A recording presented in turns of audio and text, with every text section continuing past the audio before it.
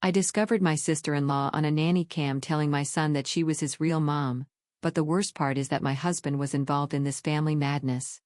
My husband, David, and I have been married for the past 8 years. We have a son together named Tom. He is currently 4 years old and a very playful child with a hyperactive imagination. Tom has always been very attached to me and is a bit of a mama's boy, which doesn't bother me at all because I know that as soon as he becomes a teenager, he will have his own interests and may not want to spend as much time with me.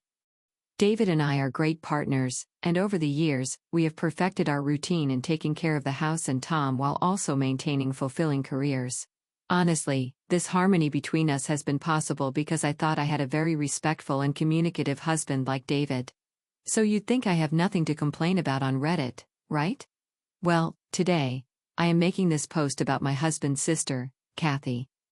I don't want to start by showing my bias against her, but let's just say that Kathy is extremely difficult to get along with.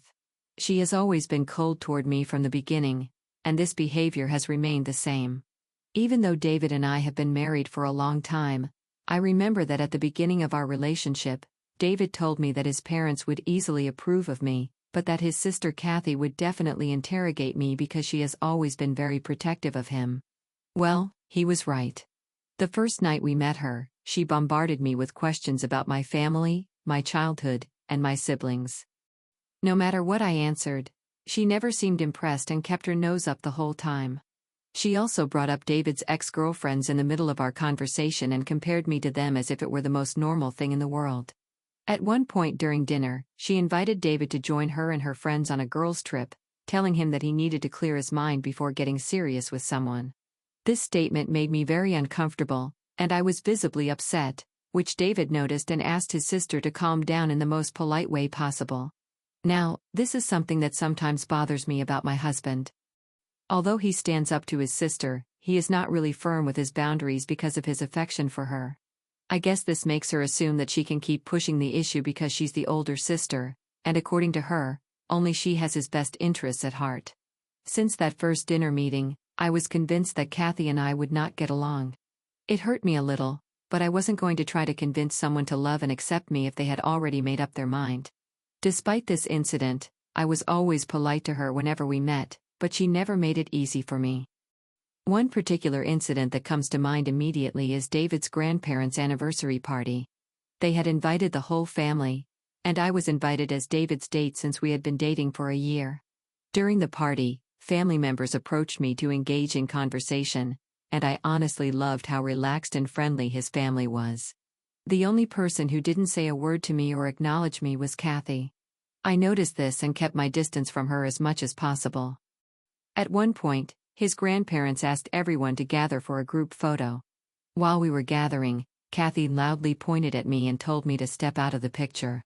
David raised his eyebrows at her while Kathy continued saying that maybe he would break up with me in the future, and that she didn't want one of her brother's bimbos to be part of this photo. My face turned red with embarrassment as everyone looked uncomfortable.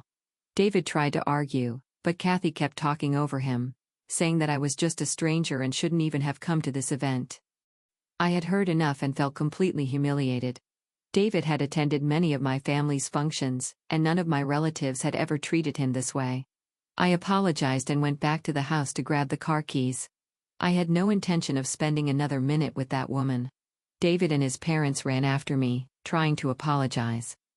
His mother tried to convince me to go back with them, but the moment had already been ruined. I could hear David's grandparents loudly reprimanding Kathy, and I felt even guiltier for ruining everyone's day. I left immediately, and that night, I even considered breaking up with David because I knew I wouldn't be able to handle someone like his sister.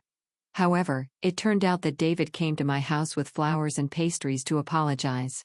He told me that everyone had scolded Kathy for being rude to me, and that he had threatened to cut ties with her as well, which apparently made her cry. He told me he was fed up with his sister's antics and didn't want to have anything to do with her. We talked a lot, and I felt reassured that he had stood up for me. In the following days, David kept his word. We stopped seeing Kathy completely, and he stopped answering her calls. Sometimes she would show up at his house unannounced, so he changed all his locks and asked his parents to talk to her to respect his private space. His parents supported his decision, so Kathy had no choice but to accept that her brother didn't want anything to do with her. We thought this would make her reflect and regret the way she had treated me, but it turned out to have the opposite effect. She started calling and texting me, leaving threatening messages and blaming me for everything. The breaking point was when she showed up at my workplace one afternoon demanding to see me. Fortunately, my manager intervened and kicked her out, but I was truly shaken. I told David that at this point, I had no choice but to break up with him to get away from his crazy sister, file a complaint against her, and take her to court for harassing me.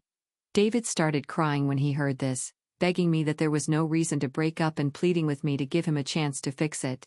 Then he convinced his parents to organize a meeting between him and Kathy at their house, where they finally had their last conversation. His parents knew what she had been doing to me and made it very clear that they wanted nothing to do with her. David and his parents warned Kathy that her behavior was bordering on insanity and that if she continued, they would support my decision to take her to court. Somehow, Kathy finally broke down and admitted that she needed help. She told them how she was spiraling and didn't know how to stop. She also revealed that she had lost her job and had been unemployed for several months, which had affected her mental health. Fortunately for her, David's parents intervened and immediately had her admitted to a psychiatric hospital, where she could be closely monitored. David reiterated his desire not to have contact with her, which Kathy finally accepted. She sent me an apology message that, in my opinion, seemed a little insincere, but for her sake, I hoped she would heal. When David and I finally got married, we decided not to invite Kathy. Even though she had been discharged and seemed to be doing well in her life, I wanted nothing to do with her, and everyone respected my wish. She sent me flowers congratulating me on my happy day, which I really appreciated. Right after we got married and returned from our honeymoon, Kathy announced that she was getting married. We were all surprised since no one knew she was dating anyone at the time, but at the same time, we were happy for her. However, we became concerned when we learned that she was dating a guy she had met during her time in the psychiatric hospital. To give you full context, this guy, James, was schizophrenic and an alcoholic with volatile tendencies according to his doctors. Understandably, David and Kathy's parents were a bit worried when they found out. Kathy announced to everyone that her wedding would be next month and that she only wanted David to be there, not me.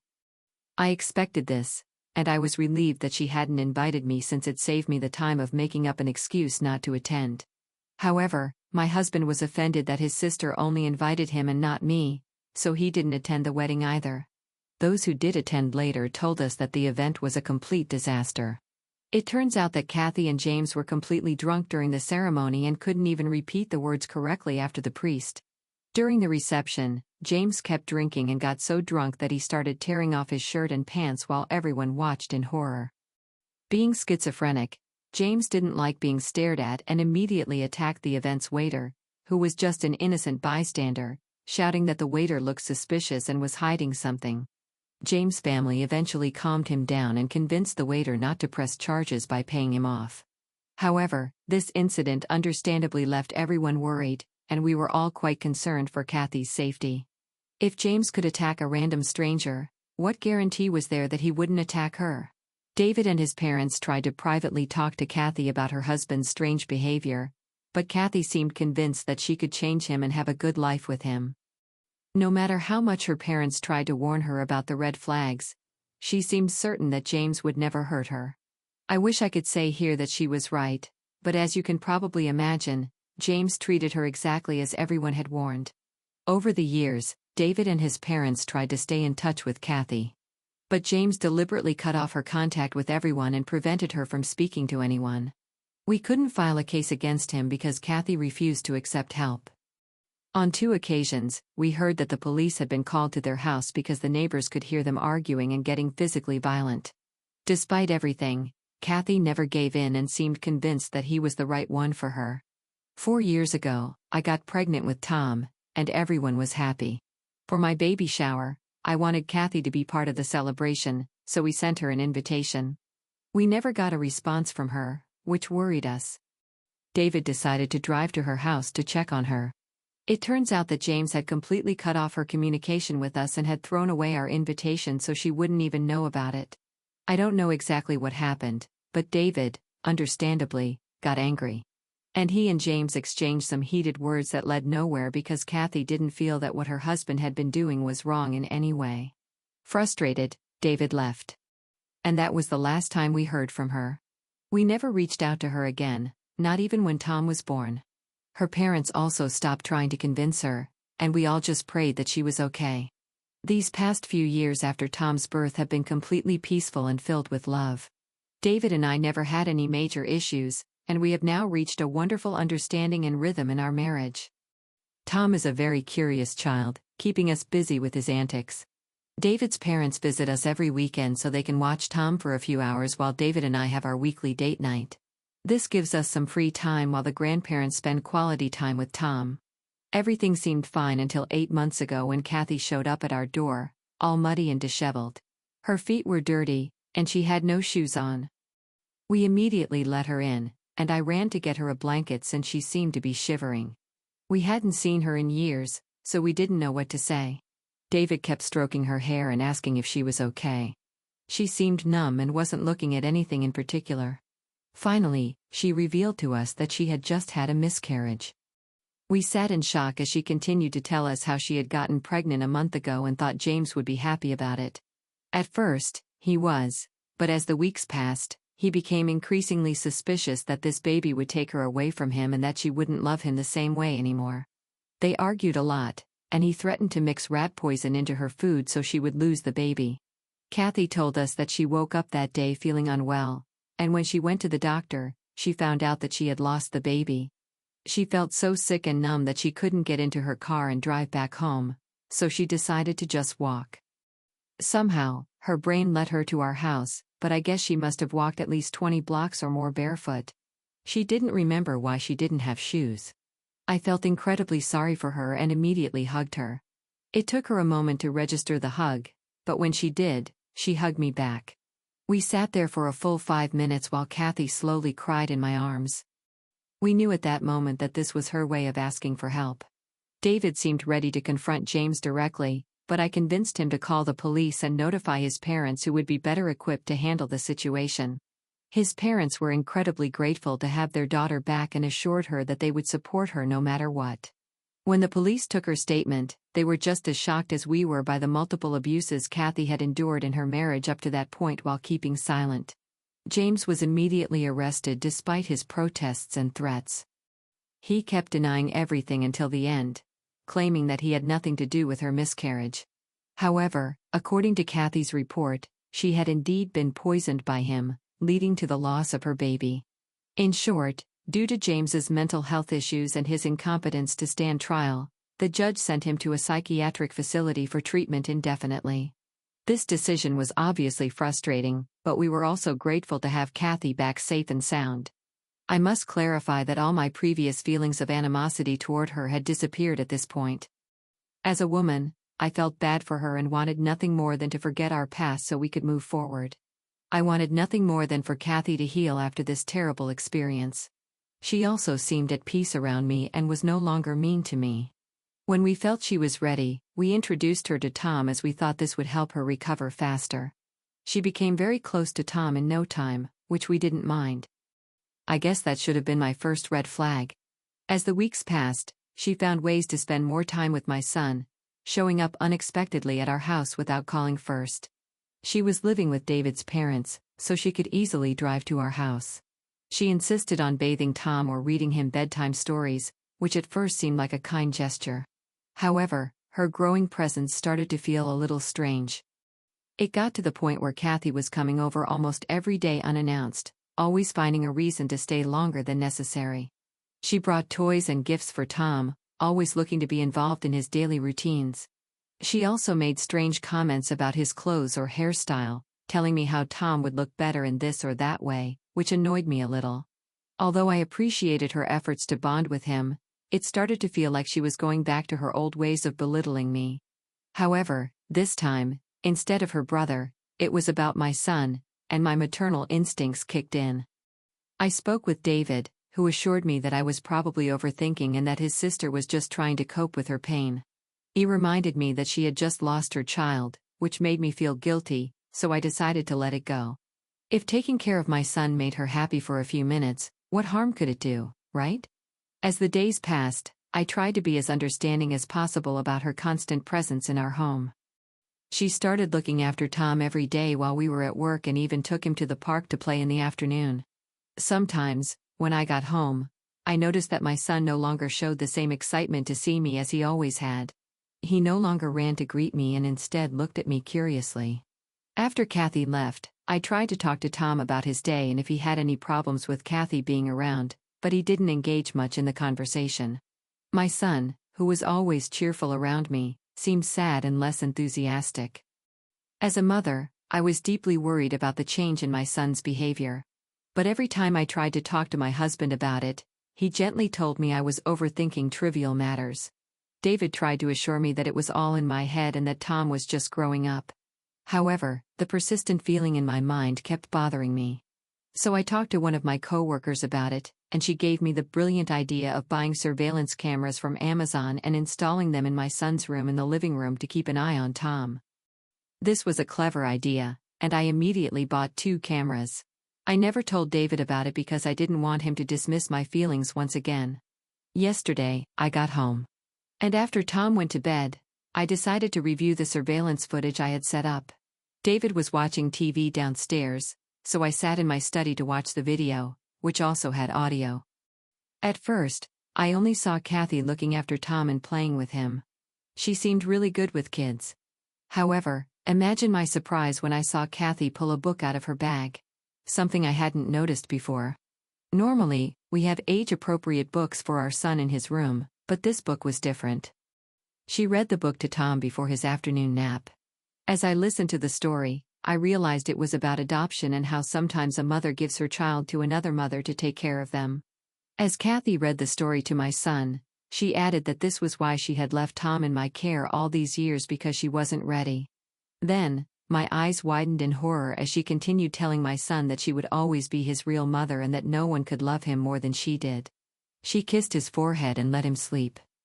My hands trembled with rage as I finally understood the nonsense she had been feeding my son for who knows how long, which had clearly caused him to act strangely around me. This poor child must have been terribly confused and simply didn't know what to believe. I was ready to run downstairs and tell my husband that his sister would never set foot in our house again, but something stopped me. Instead, I decided to take the day off to spend time alone with my son and find out exactly what Kathy had been telling him to brainwash him. When I told Kathy that she didn't need to come to babysit, she became hysterical, insisting that she loves spending time with my son. I firmly told her to step aside and that I wanted the day with my son. David asked if I was feeling okay, and I assured him that everything was fine, but that I just needed a break. Later, I took my son to his favorite park to play all day. We ate pizza and spent the whole day laughing and having fun before I brought up the topic. I wanted my son to feel safe around me. When I started asking him about what he and his aunt had been talking about, he got a little quiet. I promised Tom that he wasn't in trouble in any way, and that I just wanted him to know he could talk to me about anything. And that's when my son revealed the truth. He told me how Kathy had been trying to convince him for weeks that she was his real mother. Although he didn't really believe it, she also told him how eventually, I would leave him because only real mothers love their children. Because of her insistence, he felt scared to ask me about it in case I would really abandon him. He told me he loved me and didn't want to go live with Kathy. Hearing those words broke my heart. As I looked at his tear-filled face, he looked so small and vulnerable. In stark contrast to the cheerful and playful child I knew so well, I knelt down to his level, gently took his hands in mine, and assured him that everything was going to be okay. We would get through this together, no matter what.